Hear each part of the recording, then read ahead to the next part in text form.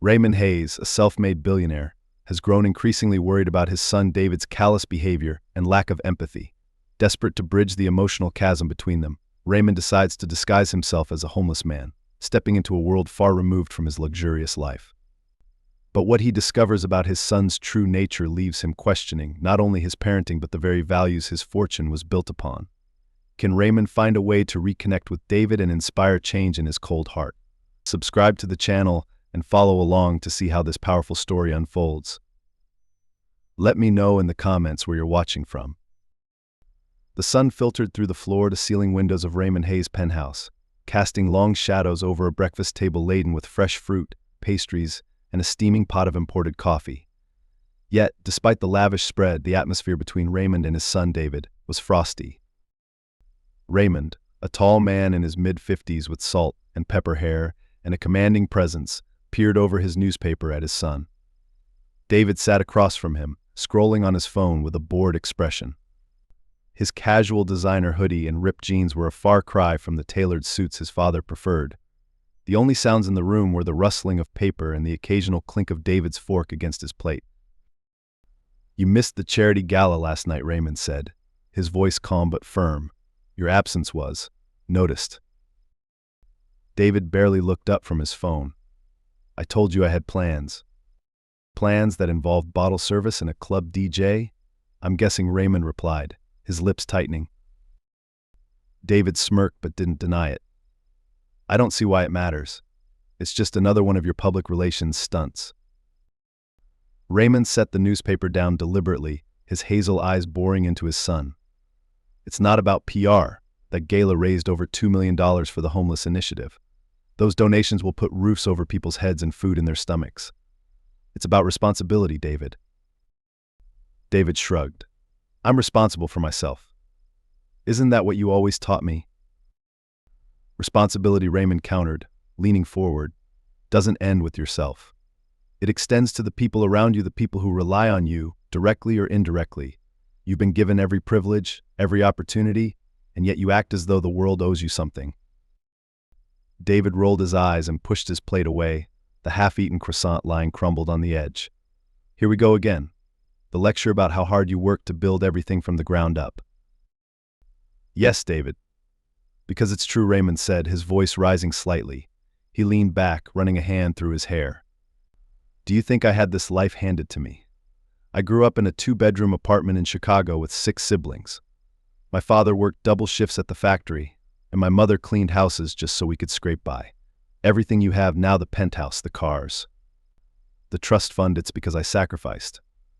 I fought tooth and nail to give you a life I could only dream of." David crossed his arms, a sarcastic smile playing on his lips. "And I'm eternally grateful, Dad. Really, I am."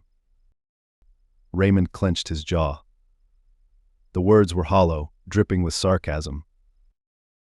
"Gratitude," he said slowly, "isn't just saying thank you. It's showing it. And you're failing at that miserably." David's phone buzzed, and he seized the opportunity to escape the conversation. "If you're done with the motivational speech, I've got somewhere to be."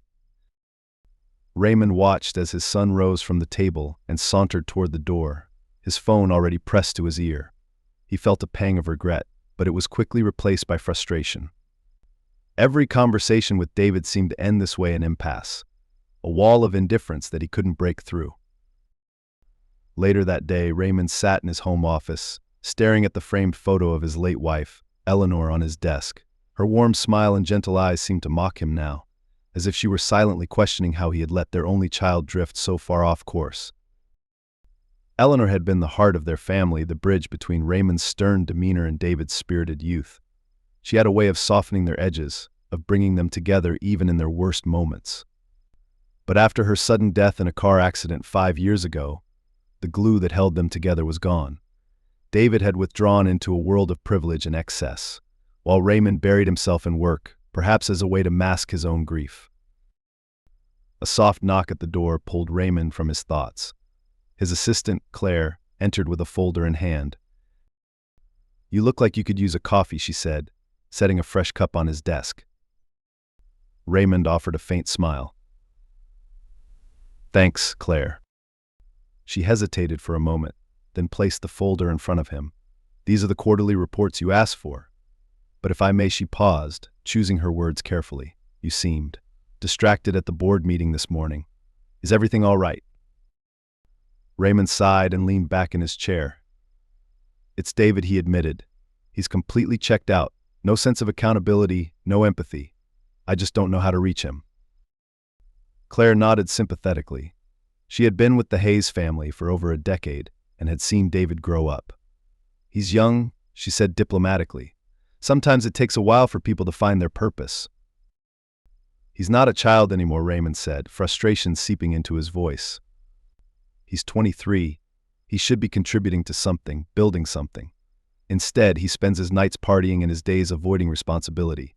It's not just about the company or the charities. It's about the kind of man he's becoming."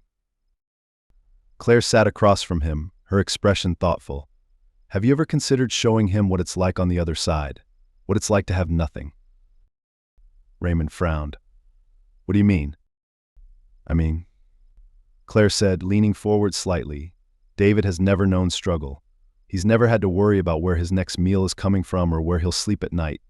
Maybe if he experienced life from a different perspective, he'd learn to appreciate what he has and why it matters to help others." Raymond raised an eyebrow. "Are you suggesting I cut him off?" "Not exactly," Claire said carefully. "I'm suggesting you take a more hands-on approach. Go undercover. See for yourself what it's like to live without your wealth, and see how David reacts to you as a stranger." Raymond stared at her, taken aback. The idea was absurd, outlandish even. But as Claire laid out her reasoning, he found himself considering it. What if this was the only way to truly understand his son's heart? "Do you really think this could work?" he asked, still skeptical. Claire smiled faintly. "I think it's worth a try. Sometimes people need a shock to wake up." Raymond nodded slowly, the gears in his mind turning. If he went through with this, it wouldn't just be a lesson for David, it would be a test of his own convictions. Was he willing to step out of his comfort zone, to trade his tailored suits and luxury cars for rags and uncertainty? He glanced at Eleanor's photo again, as if seeking her silent approval. Deep down, he knew the answer. "I'll do it," he said finally. "But I'll need your help." Claire's eyes sparkled with determination. "Of course, I'll make the arrangements." That evening, Raymond sat alone on the terrace, gazing at the city skyline. The decision weighed heavily on him, but there was a strange sense of clarity too. For years, he had watched David drift further and further away, each failed attempt to reach him chipping away at his hope. This plan might be unconventional, even risky, but it was also a chance to reconnect with his son, to teach him a lesson that no lecture or trust fund ultimatum ever could. As the city lights twinkled in the distance, Raymond resolved to move forward. For David. For Eleanor. For himself. Tomorrow, his life as Raymond Hayes, billionaire, would be put on pause, and in its place, a new identity, a homeless man, would take shape. The following morning, Raymond stood in front of his bedroom mirror, staring at his reflection. His suit was immaculate, as always, a tailored navy ensemble that exuded confidence and power. Yet the man wearing it felt far from those things. He tugged at his tie, loosening it as if the very symbol of his success was now a weight around his neck. The decision he had made the night before had settled in, heavy and unshakable. His phone buzzed on the dresser, and he glanced down at the screen. It was Claire. "All set?" she asked when he answered. "Not exactly the word I'd use," Raymond replied, rubbing the back of his neck. "But I'm ready." "Good. I've made all the arrangements. You'll meet with Peter this afternoon. He's our contact with the shelter network. He'll help you with the details of blending in." "Blending?" and Raymond echoed with a wry chuckle. "I've spent most of my life doing the opposite." "That's precisely the problem," Claire said pointedly. "This is going to be a challenge, Raymond, but it'll be worth it." He hung up, his thoughts churning. The truth was, he wasn't just nervous about the plan, he was terrified. Raymond Hayes had spent decades building his empire, controlling every detail of his life and surroundings. Now he was about to step into a world he didn't understand, one where control would be stripped away. Later that afternoon, Raymond arrived at a modest community center on the outskirts of the city. The building was unassuming, with peeling paint and a faded sign that read Hope Haven Shelter. Inside, a handful of people bustled about, volunteers carrying trays of food, staff sorting through donations. The smell of strong coffee and disinfectant hung in the air. A man in his 60s, wearing a flannel shirt and a kind expression, approached him. "You must be Raymond," he said, extending a hand. "Peter," Raymond replied, shaking it firmly. Peter studied him for a moment, his eyes crinkling with amusement. "I have to admit, you don't exactly scream homeless." Raymond gave a half smile. "That's the point, isn't it?" "Fair enough. Let's get started." Peter led him to a small office at the back of the shelter. The walls were lined with shelves of canned goods and blankets, and a desk sat cluttered with papers.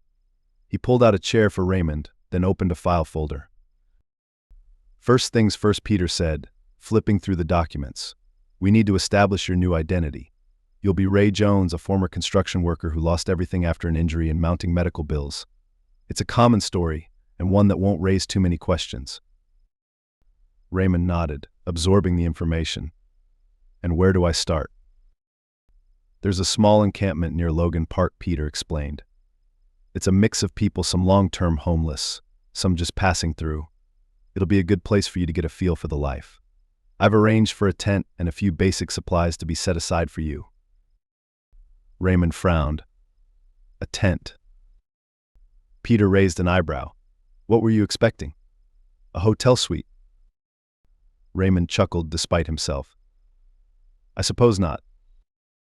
"Good," Peter said, closing the folder. "Now let's get you outfitted." An hour later, Raymond hardly recognized himself.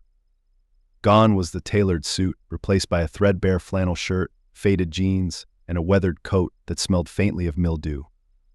His usually well-groomed hair was hidden under a knit cap, and a layer of dirt had been applied to his face and hands for authenticity. Claire arrived as he was examining his reflection in a cracked mirror. "Not bad," she said, appraising his new look. "You could almost pass for one of my uncles." "High praise," Raymond muttered, adjusting the cap. "Seriously, though," Claire said, her tone softening. "Are you sure you want to go through with this? It's not too late to back out." Raymond shook his head. "If I don't do this now, I might lose him for good." Claire nodded, respect evident in her expression. "All right, just be careful. The world you're stepping into is harsh. It's not like anything you've experienced before." Raymond's jaw tightened. "That's exactly why I need to do it." By nightfall, Raymond found himself standing at the edge of Logan Park. The encampment stretched out before him, a scattering of tents and makeshift shelters huddled beneath the freeway overpass. The air was thick with the smell of damp earth, unwashed bodies, and the faint tang of garbage. He took a deep breath and stepped forward. The first thing he noticed was the silence. Despite the faint hum of traffic overhead, the encampment was eerily quiet, the kind of quiet born of exhaustion and survival. A few people sat around a fire pit, their faces illuminated by the flickering flames. Others moved about their tents, their movements slow and deliberate. "New guy, huh?" A voice called out. Raymond turned to see a man approaching him. He was in his 40s, with a wiry frame and a face weathered by years of hardship. His clothes were as ragged as Raymond's, but his eyes were sharp and assessing. "Yeah," Raymond said, his voice steady. "Name's Ray." "Miguel," the man replied, extending a hand. "Welcome to the jungle." Raymond shook his hand, noting the calluses on Miguel's fingers. "Thanks. Any advice for a newcomer?" Miguel smirked. "Keep your head down and your stuff close. And don't trust anyone too quickly." "Noted," Raymond said. Miguel gestured to an empty patch of ground. "There's a spot over there. You can set up your tent. If you need anything, let me know." "Appreciate it," Raymond replied. As he worked to assemble the tent, his hands fumbling with the unfamiliar materials, he felt the weight of eyes on him. The others in the encampment watched him warily, their expressions a mix of curiosity and suspicion. He couldn't blame them. In their world, trust was a luxury few could afford. By the time he finished setting up, the fire pit had become the center of activity. A few people had gathered, sharing stories and passing around a dented thermos. Miguel waved him over. "You might as well join us," he said. "No point sitting in your tent all night." Raymond hesitated, then made his way to the fire. As he sat down on an upturned crate, a young woman with short, choppy hair handed him the thermos. "Coffee," she said. "Well, sort of." "Thanks," Raymond said, taking a cautious sip. The liquid was bitter and lukewarm, but it was better than nothing. "I'm Sheila," the woman said, her voice soft but firm. "Haven't seen you around before." "Just got here," Raymond replied. "Trying to figure things out." Sheila nodded, her gaze lingering on him for a moment before she turned back to the fire. The others were deep in conversation, their voices low and hushed. Raymond listened, catching snippets of stories of lost jobs, broken families, and battles with addiction. It was a world he had never truly understood, and now he was in the thick of it. As the fire burned down to embers, Raymond returned to his tent. The cold seeped through the thin fabric, biting at his skin despite the layers of clothing. He lay awake for hours, staring at the sagging ceiling above him. This was just the beginning, and already he could feel the weight of the journey ahead. The first rays of sunlight barely pierced through the thick gray clouds as Raymond stirred awake in his makeshift tent. The chill of the early morning air clung to his skin, seeping through the thin fabric of his sleeping bag. Every muscle in his body ached, a stark reminder of the hard ground he'd slept on. This was nothing like the luxury of his penthouse with its Egyptian cotton sheets and memory foam mattress. This was raw, unfiltered discomfort, a reality many people lived daily. He pushed himself up, careful not to disturb the rickety tent structure. The hum of traffic on the nearby freeway served as a constant backdrop, punctuated by the occasional cough or shuffle from others in the encampment. Raymond's breath fogged in the cold air as he reached for the battered metal mug Miguel had given him the night before. It was empty now, but it reminded him of how far removed he was from his usual life. Outside, the camp was beginning to stir. A few fires burned low in makeshift pits, and the faint aroma of instant coffee wafted through the air. People moved sluggishly, their expressions heavy with exhaustion. Each face told the storylines etched from years of hardship, eyes dulled by battles lost and still to be fought. Raymond felt a pang of guilt as he realized how often he'd walked past people like this, dismissing their existence as background noise in the city's bustle. He stepped out of the tent, pulling his coat tightly around him. Miguel was already up, leaning against a nearby post with a cigarette dangling from his lips. He waved Raymond over with a casual flick of his hand. "Morning," Miguel said, exhaling a plume of smoke. "Sleep okay?" "Not exactly," Raymond admitted, rubbing the back of his neck. "But I'm guessing you get used to it." Miguel smirked. "You don't. You just learn to ignore it." He flicked the ash from his cigarette. "Come on, let's get you something to eat." The makeshift dining area was little more than a few folding tables arranged under a tattered tarp. A line had already formed, and volunteers from a local church were handing out steaming bowls of oatmeal. Raymond shuffled into the queue, keeping his head down. The scent of food made his stomach growl, a sensation he hadn't experienced in years. Hunger was a foreign concept when you had a personal chef preparing gourmet meals at the snap of your fingers. When it was his turn, a kind-faced woman in an apron handed him a bowl. "Here you go," she said warmly. "There's sugar and milk at the end of the table." "Thank you," Raymond murmured, taking the bowl carefully. He moved to the side, pouring a small splash of milk into the oatmeal and stirring it with a plastic spoon. Miguel joined him a moment later, balancing his own bowl in one hand. "Not exactly five-star dining, but it'll keep you going." Raymond nodded, taking a cautious bite.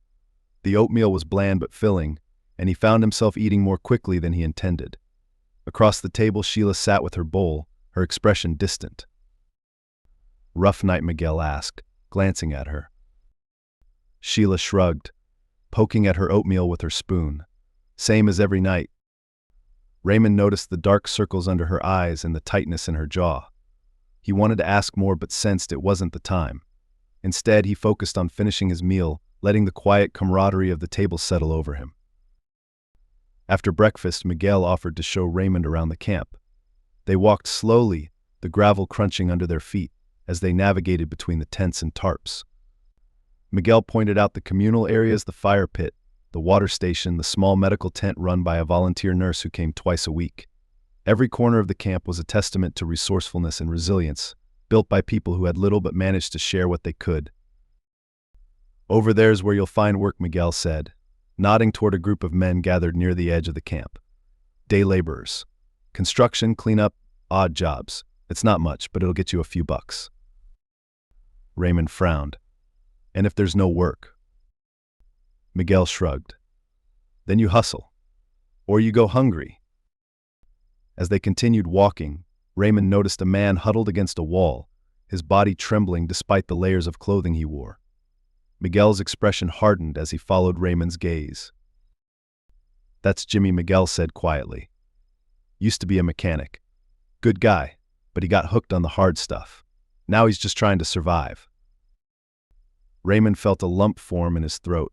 He'd seen countless people like Jimmy over the years, but this was the first time he truly understood the fragility of their circumstances.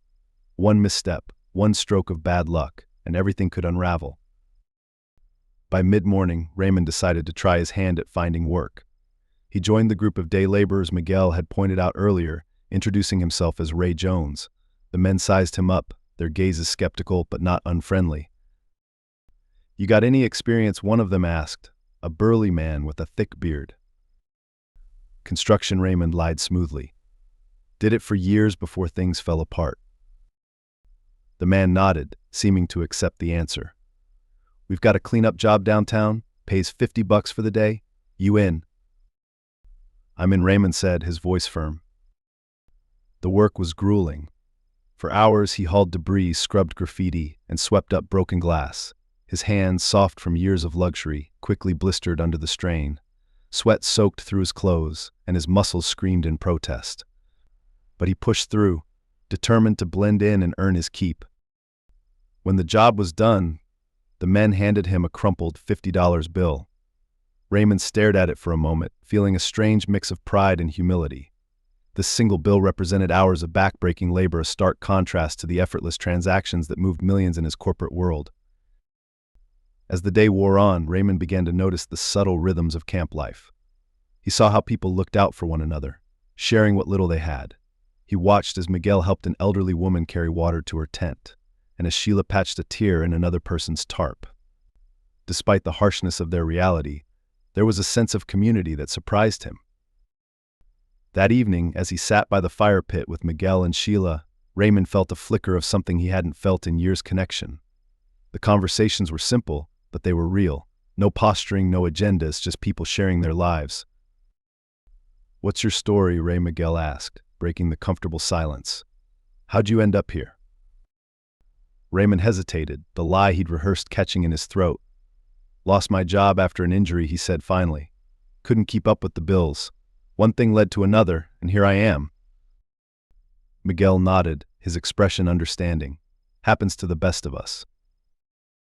Sheila looked at him closely, her eyes sharp.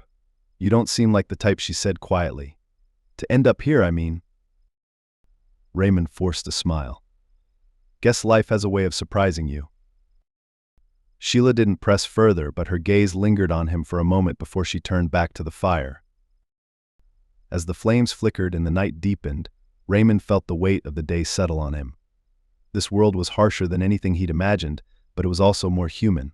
And for the first time in years, he began to question not just his son's character, but his own. What had he truly done to help people like this?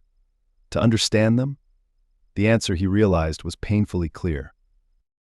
Not enough. The city was alive with a chaotic rhythm that night. Neon lights flickered over crowded streets, and the hum of traffic blended with the distant wail of sirens. For Raymond, standing on the corner near a high-end restaurant, the world felt both familiar and alien.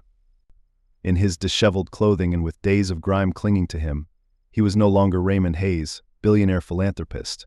He was just another invisible face in the crowd, a man reduced to the fringes of society.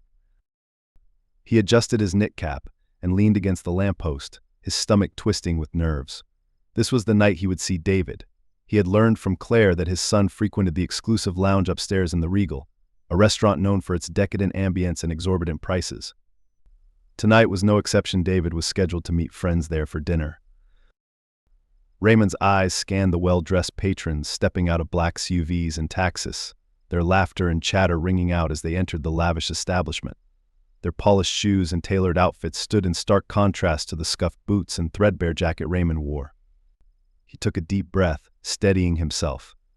This was why he had come. A sharp laugh caught his attention, and his heart sank as he spotted David. His son stepped out of a sleek sports car, tossing the keys to a valet without so much as a glance. David's perfectly styled hair and sharp navy blazer screamed wealth and privilege. He was accompanied by a group of equally affluent young men and women, their carefree smiles underlined by a confidence that came with never having to question where their next meal or paycheck would come from. Raymond's chest tightened as he watched his son stride toward the restaurant entrance. It wasn't just the wealth that bothered him, it was the coldness in David's expression, the sheer detachment from the world around him. He didn't even glance at the older man sitting on the sidewalk nearby, holding a sign that read, "Hungry, please help." A surge of frustration coursed through Raymond. He stepped forward, his heart pounding as he approached the small crowd near the entrance. The man with the sign caught his eye, offering a faint smile that spoke of gratitude for even the smallest act of kindness. Raymond pulled a crumpled $5 bill from his pocket and handed it to him, earning a quiet "Thank you, sir." The gesture wasn't just for the man, it was for David, a silent plea for his son to notice, to care. But David was already inside, oblivious. Raymond lingered near the restaurant, keeping a careful distance as he watched through the large glass windows. Inside, the laughter and clinking of glasses painted a picture of indulgence. David and his friends sat at a round table in the center, their conversation animated. Raymond couldn't hear their words, but he didn't need to. The way they gestured and leaned back in their chairs, exuding an air of superiority, told him everything. A waiter approached their table, presenting a bottle of wine with a flourish. David waved his hand dismissively, as if annoyed by the interruption, before returning to his conversation. His friends erupted into laughter, and Raymond felt a pang of guilt. Had he failed as a father? Had he created this person so disconnected from empathy and responsibility? His thoughts were interrupted by the sound of a woman's voice. "Spare some change." Raymond turned to see a woman in her 40s, her face weathered and her eyes hollow with exhaustion. She held out a plastic cup, the coins inside jingling faintly. Raymond reached into his pocket and handed her a few dollars. "Thank you," she said softly, her voice barely audible over the street noise. "You're welcome," he replied, watching as she disappeared into the crowd. The exchange left him feeling both humbled and disheartened. This was the reality he had chosen to step into, and it was already weighing on him. As the evening wore on, the crowd outside the Regal began to thin. Raymond kept his position near the lamppost, waiting for David to emerge. He rehearsed the moment in his head over and over. Would he approach David directly? Pretend to be just another homeless man asking for help? Or simply observe from afar, hoping for a glimpse of humanity in his son? Finally, the restaurant doors swung open, and David stepped out with his friends. They were laughing, their voices carrying into the night, as they made their way to the valet station. One of David's friends, a tall man in a designer coat, made a crude joke that sent the group into fits of laughter. Raymond's hands clenched into fists at his sides. He had to do something. He stepped forward, his pulse quickening as he closed the distance. "Excuse me, sir," he said, his voice roughened to match his disguise. "Could you spare some change for food?" David turned toward him, his smile fading into a look of irritation. His friends exchanged amused glances, nudging each other as if this was part of their evening entertainment. "Not tonight," David said curtly, his tone dismissive. He reached into his pocket and pulled out a few coins, tossing them carelessly at Raymond's feet. The coins clattered against the pavement, one rolling into the gutter. The group burst into laughter, their amusement loud and grating. David didn't even spare Raymond another glance as he turned back to his friends, resuming their conversation as if nothing had happened. Raymond's throat tightened as he bent down to pick up the coins. He felt humiliated, not for himself, but for what the moment revealed about his son.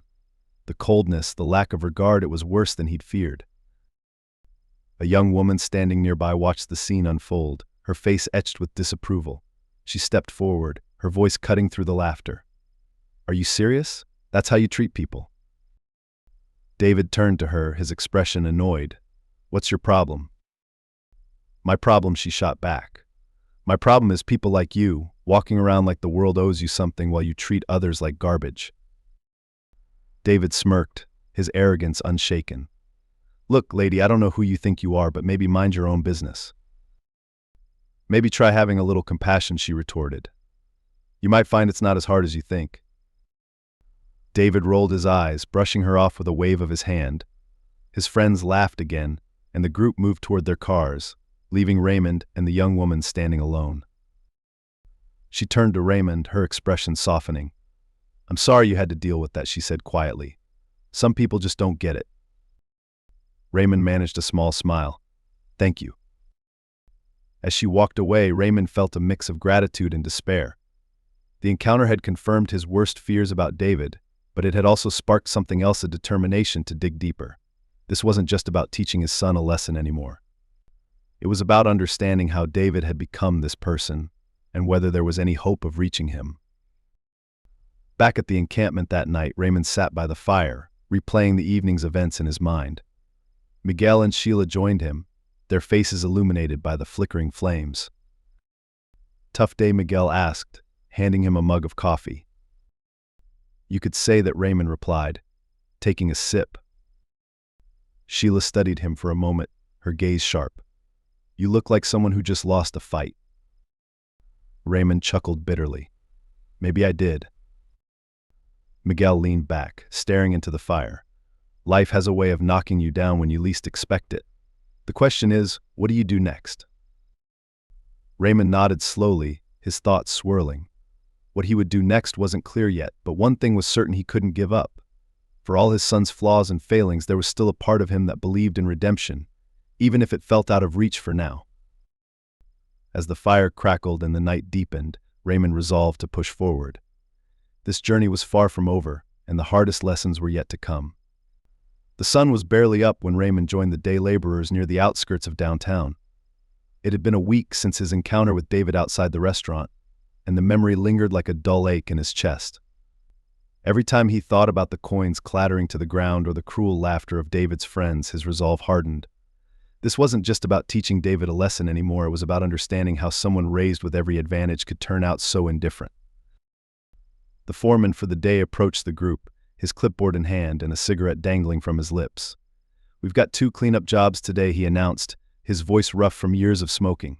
One downtown near City Plaza, and one at a construction site on 14th. You pick your spot. Raymond decided on City Plaza, figuring it would keep him closer to areas where David might frequent. Over the last week, he'd caught glimpses of his son at corporate events or upscale eateries, but had avoided direct interaction, biding his time. Today, he would test something different. By mid-morning, Raymond found himself scrubbing graffiti from a marble fountain at the center of the plaza. The work was punishing, his back protesting with every scrape of the stiff, bristled brush. Sweat trickled down his temples despite the cool breeze, and his hands ached from gripping the cleaning solution. But he didn't stop. Each stroke felt like penance, a reminder of the privilege he'd taken for granted and the gulf it had created between him and his son. As he worked, a commotion near the plaza entrance caught his attention. A group of suited men and women, clearly from one of the nearby corporate offices, had gathered near a cafe, their laughter and animated conversation carrying across the square. Raymond froze when he spotted David among them, his easy confidence unmistakable even from a distance. Raymond kept his head down, trying to remain inconspicuous. But as he scrubbed the fountain, his ears picked up snippets of the conversation. Quarterly reports are a joke, David said with a smirk. They think throwing a few extra bucks at charity makes them heroes. The group laughed, nodding in agreement. Raymond's stomach churned at the callousness of the remark. Charity had been a cornerstone of the family's values, or at least he thought it had been. Eleanor had instilled those principles in David from a young age, often taking him to volunteer events and encouraging him to understand the struggles of those less fortunate. But now, hearing David speak so dismissively, Raymond realized just how far those lessons had failed to take root. One of the men in the group, a younger executive with a neatly trimmed beard, raised an eyebrow at David. "Aren't you on the Hayes Foundation board? Thought that was all about charity." David waved a hand dismissively. It's just PR, something to keep the old man happy. You know how it is. Raymond's grip on the brush tightened, his knuckles whitening. The words hit him like a physical blow. Was that all his life's work amounted to in David's eyes? Just a publicity stunt? The younger executive chuckled nervously, clearly unsure how to respond. The group's conversation shifted to lighter topics: weekend plans, golf outings, but Raymond couldn't shake the weight of David's casual indifference. It wasn't just that his son didn't value the foundation's work. It was the ease with which he dismissed it, as if helping others were a trivial inconvenience. After the corporate group dispersed, Raymond took a break, sitting on the edge of the fountain. His body ached from the morning's labor, but his mind was too restless to focus on the pain. The conversation he'd overheard replayed in his head, each word another reminder of the disconnect between him and his son. Hey, a voice interrupted his thoughts. Raymond looked up to see Miguel approaching, a sandwich wrapped in wax paper in hand. Figured you could use this, Miguel said, tossing it to him. Thanks, Raymond replied, unwrapping the sandwich and taking a bite. It was simple, a slice of ham between two pieces of white bread, but it tasted like a feast after hours of physical work. Miguel sat beside him, lighting a cigarette. He didn't say anything for a while, letting the silence settle between them. Finally, he nodded toward the cafe where David had been. You've been watching that guy a lot lately. Raymond's heart skipped a beat. What do you mean? Miguel shrugged, exhaling a plume of smoke. Don't play dumb. I've seen you keeping an eye on him. He's someone you know. Raymond hesitated, then decided to offer a partial truth. He's my son. Miguel's eyebrows shot up in surprise. No kidding. What's he doing here? Working, Raymond said bitterly. Or pretending to anyway. Miguel studied him, his expression thoughtful. So what's the deal? Why are you out here while he's living the high life? Raymond sighed, the weight of the question pressing down on him. I wanted to see the world from a different perspective, to understand what life is like for people who don't have the advantages he's had. Miguel nodded slowly, flicking ash from his cigarette. And what have you learned? That I've failed him, Raymond admitted quietly. Somewhere along the way, I gave him everything but taught him nothing. Miguel didn't respond immediately. He took another drag from his cigarette, his gaze distant. Maybe you didn't fail him, he said finally. Maybe he just hasn't figured it out yet. Figured what out? That life isn't just about what you get, Miguel replied, his voice steady. It's about what you give. Some people learn that the hard way. Others, he trailed off, his meaning clear. Raymond stared at the sandwich in his hands, his appetite gone. He wanted to believe Miguel was right, that David still had a chance to change. But the words he'd overheard, the dismissiveness, the laughter, it all painted a picture of a man who had grown too comfortable in his own detachment. That afternoon, as Raymond packed up his supplies and prepared to head back to the encampment, he saw David again. This time, his son was walking alone, his phone pressed to his ear. Raymond considered approaching him, but something held him back. Instead, he trailed at a distance, watching as David entered a nearby high-rise. The building housed several corporate offices, including one of the Hayes Foundation's satellite locations. Curious, Raymond followed, keeping a low profile as he slipped into the lobby. He watched from a corner as David spoke to the receptionist, his tone brusque. Moments later, he disappeared into an elevator. Raymond lingered, debating whether to confront his son. But as the minutes ticked by, his resolve faltered. What could he say that wouldn't come across as accusatory or desperate? How could he reach someone who seemed so unwilling to listen? As he stepped back out onto the street, Raymond felt a deep sense of defeat. For all his efforts, for all the discomfort and struggle he'd endured, he still didn't have an answer. He had seen the depths of David's apathy, but he hadn't found the key to unlocking his compassion. The city buzzed around him, a cacophony of voices, car horns, and footsteps. Raymond pulled his coat tighter against the evening chill, his thoughts heavy. The journey he'd embarked on was far from over, but for the first time he wondered if it would lead to the resolution he so desperately sought, or if it would simply confirm what he already feared. As the sun dipped below the horizon, casting long shadows across the streets, Raymond made his way back to the encampment. He would try again tomorrow, and the next day, and the day after that. Because for all his doubts, for all the pain of seeing his son's cold heart laid bare, he couldn't give up. Not yet. The wind whipped through the open expanse of the park as Raymond sat on a bench, the chill biting at his skin despite the thick layers he wore.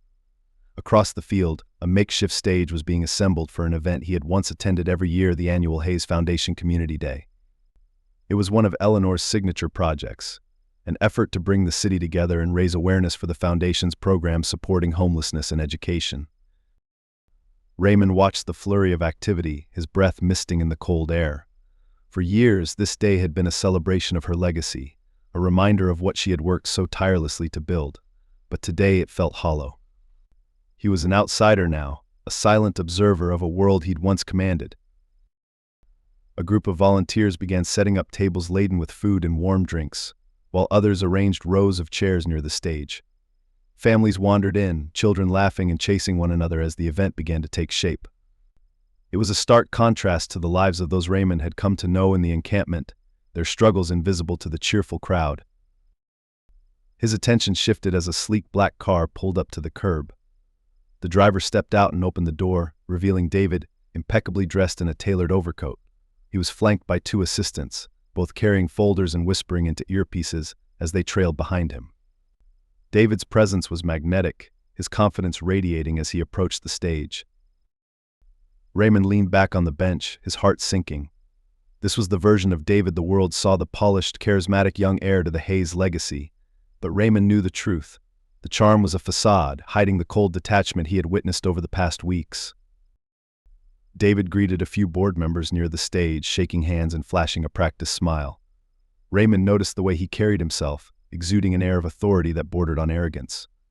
It was the same posture Raymond had once admired, but now it only deepened his unease. The event began in earnest, with a choir of children singing on stage, their voices bright and hopeful. A hush fell over the crowd as the music swelled, and even Raymond felt a pang of nostalgia. Eleanor had loved these moments, her passion for community shining through in every detail. As the choir finished, a foundation executive took the microphone to deliver an opening speech. She spoke about the importance of giving back, about the programs funded by the foundation, and the lives they had touched. Raymond listened intently, his mind drifting to the people he had met at the encampment: Miguel, Sheila, Jimmy. Their faces flashed before him, a reminder of the stark divide between this polished event and the harsh reality they lived. When the executive finished, she introduced David as the next speaker. The crowd erupted in applause as he took the stage, his smile wide and confident. Raymond's stomach twisted as he watched his son step up to the microphone, his polished words flowing effortlessly. "Thank you all for being here today," David began, his voice strong and resonant. "It's events like this that remind us of the power of community. The Hayes Foundation has always been committed to making a difference, to lifting up those who need it most." Raymond clenched his fists, the irony of the words cutting deep. He wanted to believe David meant them, that somewhere beneath the carefully curated image was a genuine desire to help, but he couldn't forget the dismissive remarks he'd overheard, the cruel indifference he had witnessed.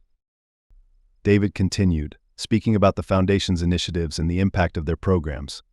The crowd hung on his every word, nodding in agreement and clapping at the right moments. It was a performance, expertly delivered, but devoid of true emotion.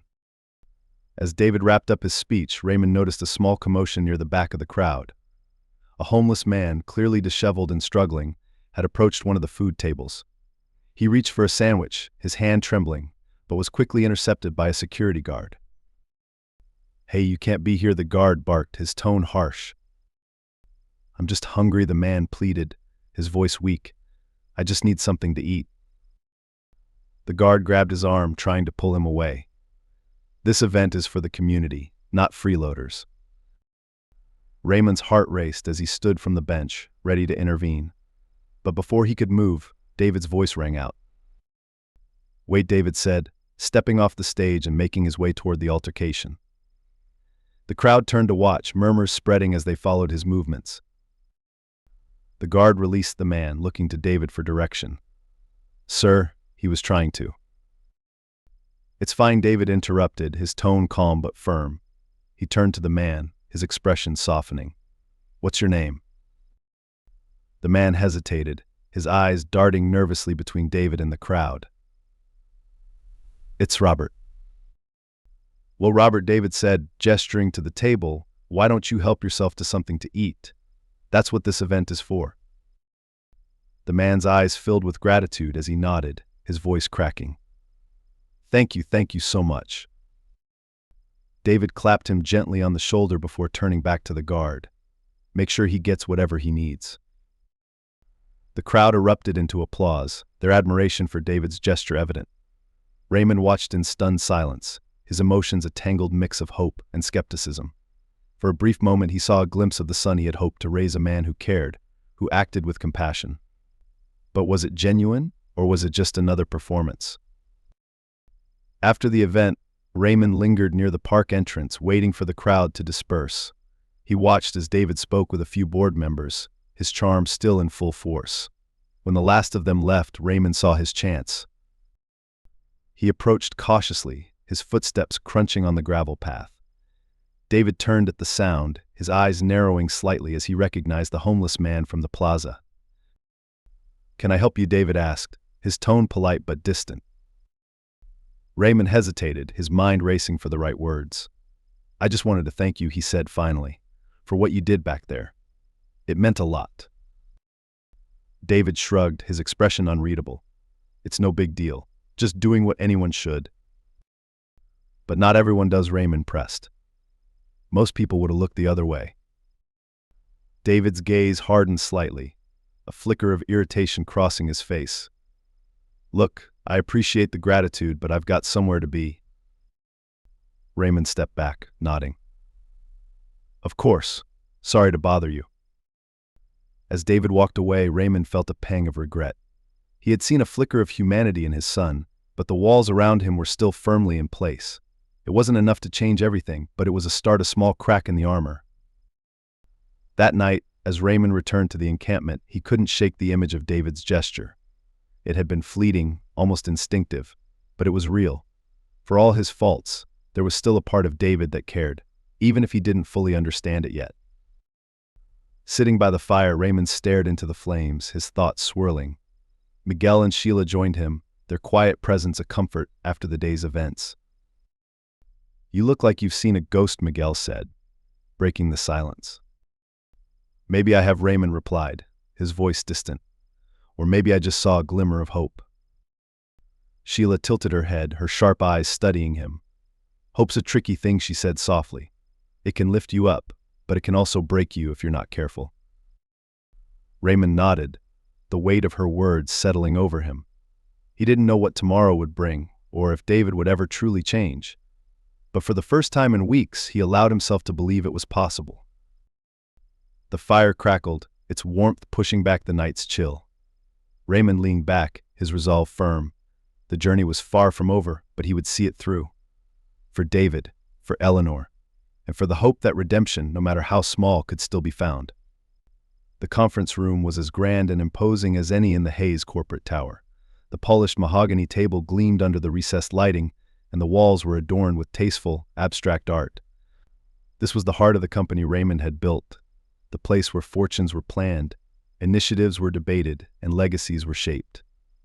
But today Raymond entered the room not as the billionaire CEO, but as a man who had walked the streets with nothing, armed only with the truth he had uncovered. His disheveled appearance contrasted sharply with the polished board members seated around the table.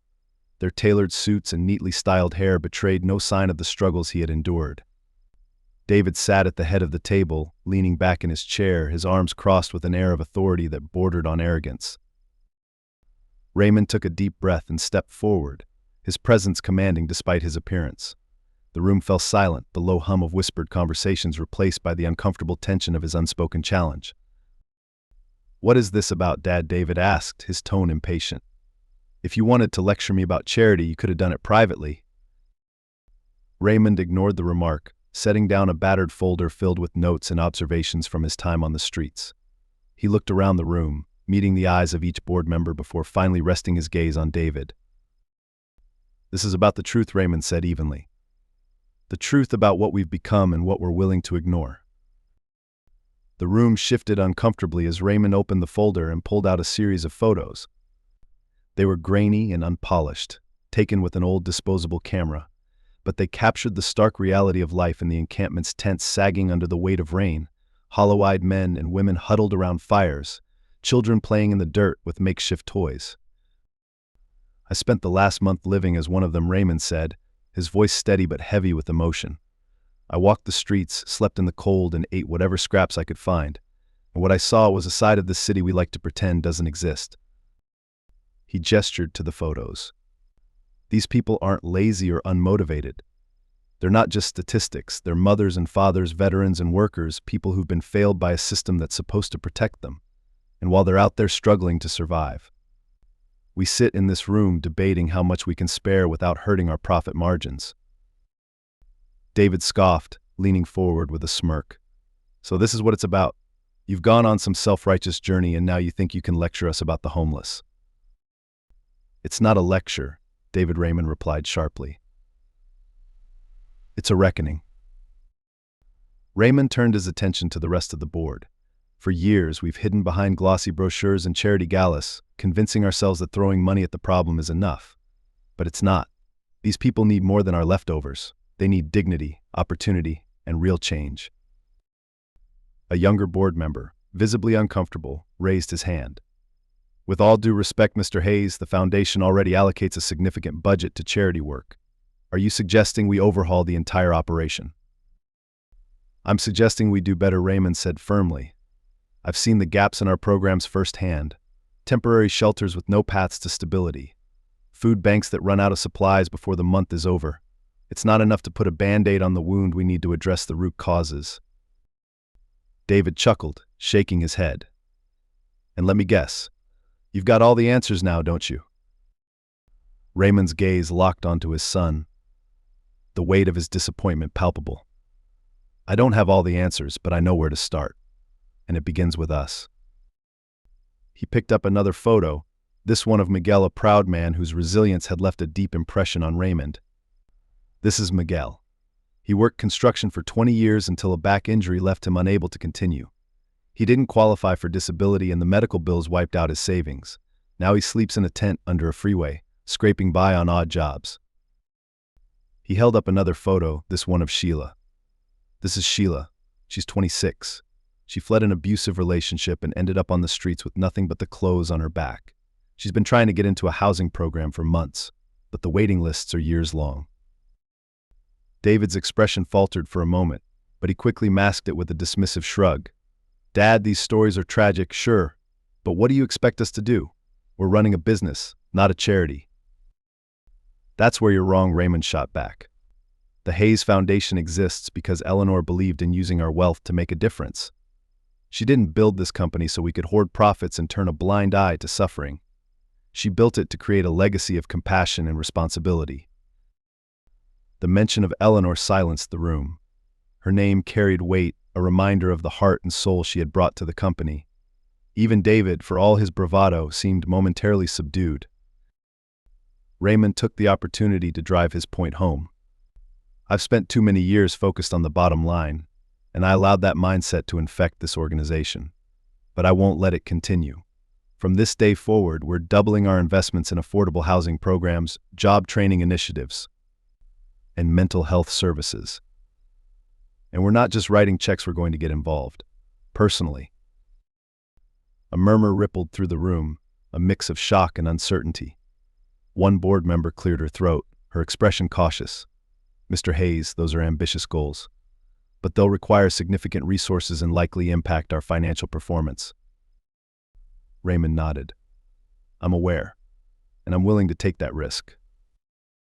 David leaned back in his chair, his smirk returning. "Bold move, Dad. But you're not the only one in charge here. The board has a say in these decisions." Raymond turned to the board, his eyes blazing with determination. "You're right, David. The board does have a say. So let's put it to a vote. But before you decide, I want you to ask yourselves, what kind of legacy do we want to leave behind? One of greed and indifference, or one of courage and compassion?" The room fell silent as the weight of Raymond's words sank in. The board members exchanged glances, their expressions ranging from conflicted to contemplative. David's smug confidence wavered, a flicker of doubt creeping into his eyes. Finally, one of the older board members, a woman who had worked with Eleanor from the beginning, spoke up. "I believe Eleanor would support this vision, and I do too." One by one, the other members began to nod, their initial resistance giving way to a sense of purpose. Even those who hesitated seemed swayed by the undeniable truth in Raymond's words. David sat silently, his jaw clenched. When the vote was called, he abstained, refusing to meet his father's gaze. But the decision was clear: the board had sided with Raymond. As the meeting adjourned and the room emptied, Raymond lingered near the window, staring out at the city skyline. He felt a sense of relief, but also an ache of uncertainty. The changes he had proposed were a step in the right direction, but the real work was just beginning. David approached him, his expression guarded. "You got what you wanted," he said flatly. "This wasn't about me," Raymond replied. "It was about doing what's right." David scoffed, shoving his hands into his pockets. "You think this is going to change anything? People don't change, Dad, not really." Raymond studied his son, the weight of their strained relationship hanging heavy between them. "People can change," he said quietly, "but only if they choose to." David didn't respond. He turned and walked away, leaving Raymond alone with his thoughts. As the sun dipped below the horizon, casting the city in hues of orange and gold, Raymond felt a flicker of hope. The journey wasn't over, but for the first time in years, he felt like he was moving in the right direction. Whether David would follow that path remained to be seen, but Raymond knew one thing for certain: he wouldn't stop trying. The morning air was crisp as Raymond stood at the edge of the encampment, the city skyline looming in the distance. The last month had been a whirlwind of revelations and actions, but the path ahead felt as uncertain as ever. Despite the changes he had set into motion, the heavy weight of his relationship with David lingered. It was a wound that hadn't yet begun to heal. Heading out early, Miguel's voice pulled him from his thoughts. The man approached with his usual calm demeanor, carrying 2 steaming cups of coffee. Raymond nodded, accepting one of the cups. "Yeah, got a meeting downtown." Miguel arched an eyebrow, still playing the double life. "For now," Raymond admitted. "But I think the charade is about over." Miguel smirked, sipping his coffee. "Well, if anyone can pull it off, it's you. Just don't forget the people who helped you see the world for what it is." "I won't," Raymond promised. And he meant it. The downtown Hayes Foundation building buzzed with activity when Raymond arrived. Volunteers scurried about, preparing for the launch of the foundation's new initiatives.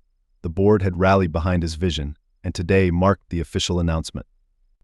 A press conference was scheduled, with reporters eager to document the billionaire's bold pivot toward systemic change. Inside, Raymond made his way to the main conference room, where Claire was coordinating final details. She looked up as he entered, a rare smile crossing her usually focused face. "You clean up nicely," she said, noting his tailored suit. "It's been a while," Raymond replied, tugging at his tie. "You ready for this?" she asked, handing him a clipboard with the event's agenda. "As ready as I'll ever be." The two exchanged a glance, the weight of the moment unspoken but understood. Claire's support had been unwavering throughout this journey, and Raymond knew he couldn't have reached this point without her steady guidance. By noon, the room was packed with journalists, community leaders, and curious onlookers. Cameras flashed as Raymond stepped up to the podium, his speech carefully prepared but his heart pounding nonetheless. He glanced at the crowd, searching for a familiar face. David hadn't confirmed whether he would attend, but Raymond held on to a faint hope that his son would be there to witness the culmination of their efforts. "Good afternoon," Raymond began, his voice steady despite the nerves. "Thank you all for being here today. The Hayes Foundation was built on a simple but powerful belief that every person deserves the opportunity to live with dignity and purpose.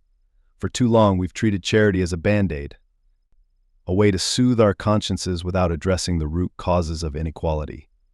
That changes today." The room fell silent as he outlined the new initiatives: expanded affordable housing programs, partnerships with local businesses to provide job training, and increased funding for mental health and addiction services. He spoke of the people he had met, their stories of resilience and pain fueling his conviction. And while these changes are a step in the right direction, Raymond continued, his voice thick with emotion, I know they're just the beginning.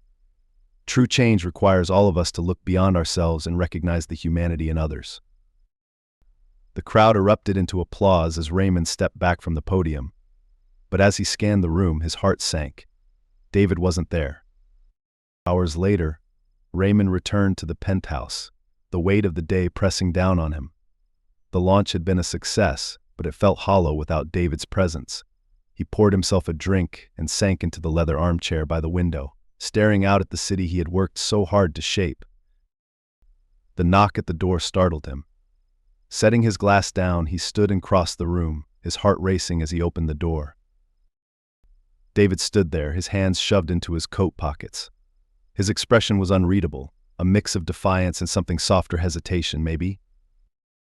Can I come in? David asked, his voice uncharacteristically subdued. Raymond stepped aside, motioning for him to enter. The tension between them was palpable as David walked into the living room, his eyes darting around as if seeing the space for the first time. I saw the press conference, David said finally, his tone neutral. It was impressive. Thank you, Raymond replied, keeping his voice measured. I wasn't sure if you'd come. David let out a humorless laugh. Yeah, well, I wasn't sure either. An awkward silence settled between them, neither man knowing how to bridge the chasm that had grown over the years. Finally, David sighed, pulling out a folded piece of paper from his pocket. This was Mom's, he said, handing it to Raymond. I found it in one of her old journals. Raymond unfolded the paper carefully, his eyes scanning the familiar handwriting. It was a letter addressed to both of them, written years before Eleanor's death. Her words were a mixture of love and longing, a plea for them to hold on to the values she had tried to instill in their family. Raymond, remember that success isn't measured by the size of your bank account, but by the impact you leave on others. And David, my sweet boy, never lose sight of the humanity in people. You have so much to offer the world, don't let fear or pride stop you from giving it. Raymond's throat tightened as he finished reading. He looked up at David, who was avoiding his gaze. She always believed in us, David said quietly, even when we didn't deserve it. You still deserve it, Raymond said, his voice firm. We both do. David finally met his eyes, the cracks in his facade beginning to show. I don't know how to be the person she wanted me to be. You start by trying, Raymond said, and by letting go of the idea that you have to do it alone. David nodded, the weight of his father's words sinking in. For the first time in years, there was a glimmer of something in his eyes, vulnerability, maybe even hope. The days that followed were slow but promising. David began visiting the foundation more frequently, sitting in on meetings and listening to the stories of those they were helping. It wasn't a complete transformation. There were moments when his old arrogance resurfaced, when the weight of responsibility seemed too much. But he was trying, and for Raymond that was enough. One evening, as they worked late at the office, David turned to his father with an uncharacteristically earnest expression. Do you think Mom would be proud of us? Raymond smiled, placing a hand on his son's shoulder. I think she'd be proud that we're finally listening to her. David chuckled, the sound light but genuine. It was a small moment, but it felt monumental, a step toward healing the wounds that had divided them for so long. Back at the encampment, Raymond shared the news of the Foundation's progress with Miguel and Sheila. Their support had been unwavering, their perspectives invaluable in shaping the initiatives. Miguel even joked about applying for one of the training programs, a spark of hope in his usually guarded demeanor. As Raymond prepared to leave that night, Sheila stopped him. You're really doing it, she said, her voice filled with quiet admiration. Making a difference. Not just me, Raymond replied. All of us. Sheila smiled, her eyes glistening. Don't forget us when you're back in your penthouse. I couldn't if I tried, Raymond said, his voice thick with emotion. Months later, as Raymond and David stood together at the ribbon-cutting ceremony for a new affordable housing complex, the past felt like a distant memory. The crowd cheered as they cut the ribbon, but Raymond's attention was focused on his son. David's smile was genuine, his posture less guarded. The journey wasn't over. There would still be challenges, moments of doubt and struggle. But for the first time, Raymond felt like they were moving forward together. And that was a legacy worth building.